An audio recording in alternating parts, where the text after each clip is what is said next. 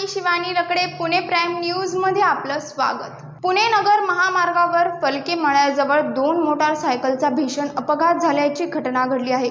या अपघातात एका व्यक्तीचा जागीच मृत्यू झाला आहे, तर एक जण गंभीर जखमी झाला आहे। 20 ऑगस्टला पुणे नगर महामार्गावरील कारेगाव येथील फलके मळा चौकात हा अपघात झाला। संदीप गाडीलकर असे मृत्यू झालेल्या व्यक्तीचे नाव असून दत्तात्रय धुमाळ असे जखमी झालेल्या व्यक्तीचे नाव आहे। याबाबत विशाल गाडीलकर यांनी अज्ञात चालकाविरोधात पोलीस ठाण्यात फिर्याद दिली आहे। पोलिसांनी दिलेल्या माहितीनुसार अज्ञात चालक हा पुणे ते नगर रस्त्यावर रस्ता ओलांडून कर्डलवाडीकडे जात होता।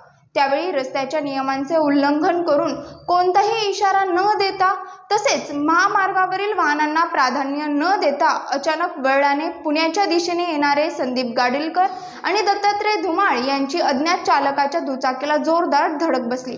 या अपघातात संदीप गाडीलकर यांचा जागीच मृत्यू झाला, तर दुचाकी चालक दत्तात्रय धुमाळ यांच्या डोक्याला व इतर ठिकाणी गंभीर दुखापत झाली आहे।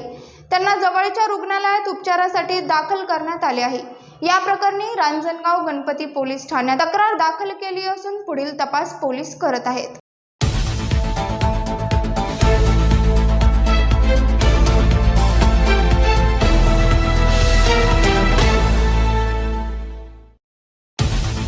पाहत रहा पुणे प्राईम न्यूज। धन्यवाद।